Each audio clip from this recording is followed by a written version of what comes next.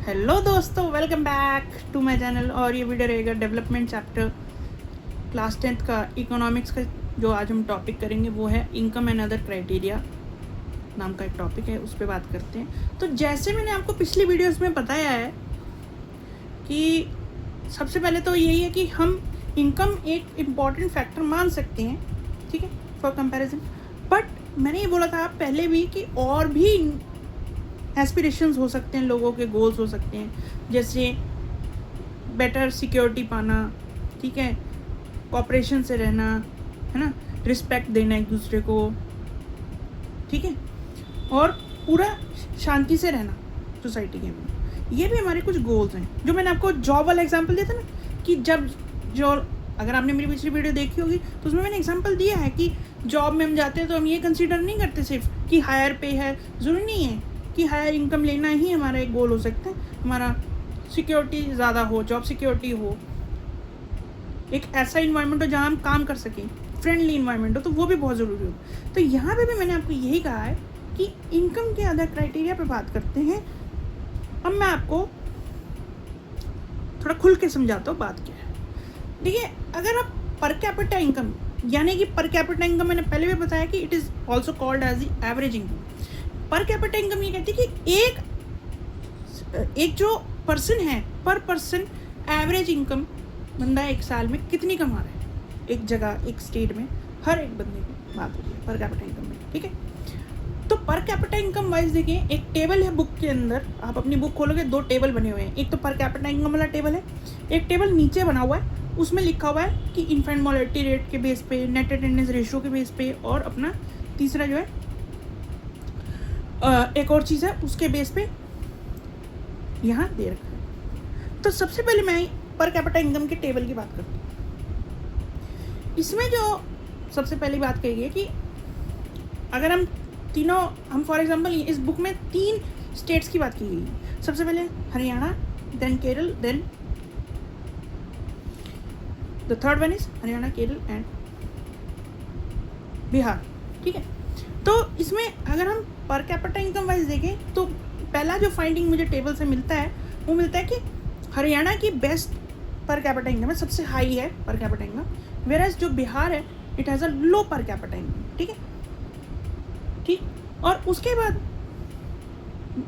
हमने ये बोला, इसका मतलब ये होता है कि ऑन एवरेज हरियाणा में एक हर आदमी जो है वो हायर इनकम कमा रहा है, on the other and Bihar में जो है वो लो इनकम पर एनम कमा रहे हैं, ठीक है।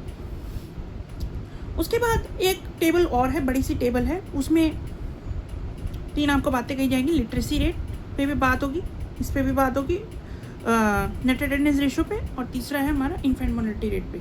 तो यहाँ आपको पता लग गया और भी क्राइटेरिया हैं पर कैपिटा इनकम के अलावा, ये तीनों भी क्राइटेरिया हैं। सबसे पहले आता है इन्फेंट मोर्टेलिटी रेट। होता क्या है कि number of children that die before the age of 1 per live 1000 children born in that particular year, ठीक है।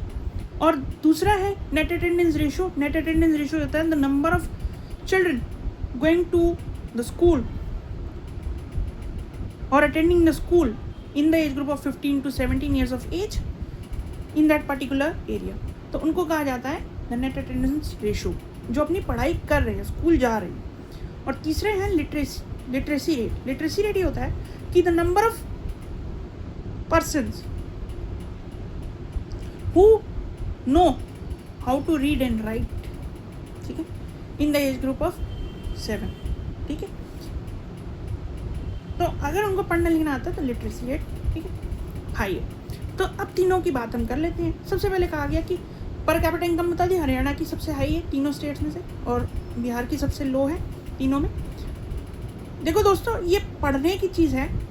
और दूसरी फाइंडिंग मैं ये बताता हूँ इन्फेंट मोर्टेलिटी रेट पे। इन्फेंट मोर्टेलिटी रेट में है केरल में जो है वो 6 है, ठीक है, बिहार में वो 28 है, ठीक है, 28। तो यहाँ देखने को मिलता है कि केरल का लो इन्फेंट मोर्टेलिटी रेट है और बिहार का इट्स बीन कंसर्न हाई रहा है, ठीक है।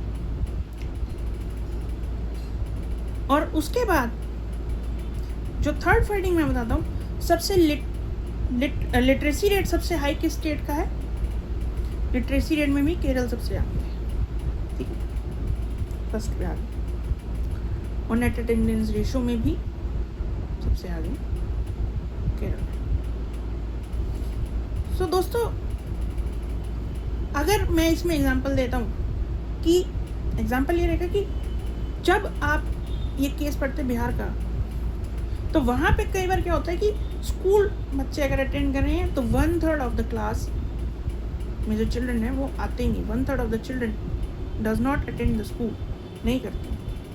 ठीक है, तो ये क्राइटेरिया है, इसको क्राइटेरिया की तरह पढ़ना है। इसमें किसी भी बात को एज ए कंपैरिजन है ये, ठीक है। और इसके बाद मैं जो आपसे बात कहना चाहता हूँ ये रहेगी कि इन सब फैक्टर्स के आने के बाद अब बात आती है कि इसका कंपैरिजन से लेना देना क्या है। इसका कंपैरिजन से यही लेना देना है कि इनकम से हट के ये इंडिकेटर्स भी हैं जिनको देख के हम कह सकते हैं एक स्टेट या एक कंट्री मोर डेवलप्ड है या लेस डेवलप्ड है। ऐसा नहीं होता कि इनकम के बेस पे अगर होता तो मैं अभी बोल देता कि Haryana is the best for क्योंकि उसकी हाई पर कैपिटा इनकम है और बिहार की नहीं है। लेकिन और भी फैक्टर्स देखिए तो हमने और स्टेट्स को भी आगे पाया। इसीलिए कहा गया कि income and the other indicators या अदर क्राइटेरिया को शिफ्ट नहीं किया गया, ध्यान दिलवाया गया है कि यहाँ भी ध्यान दो। आई होप आपको ये बात समझ आई होगी। और बुक में जो टेबल है ये दोनों जो आज मैंने जिक्र किया है अपनी वीडियो में, देख लेना, समझ लेना और लाइन बाय लाइन को पढ़ लेना। और तब तक के लिए मेरी तरफ से don't forget to share, subscribe and like. दोस्तों तब तक के लिए बाय बाय।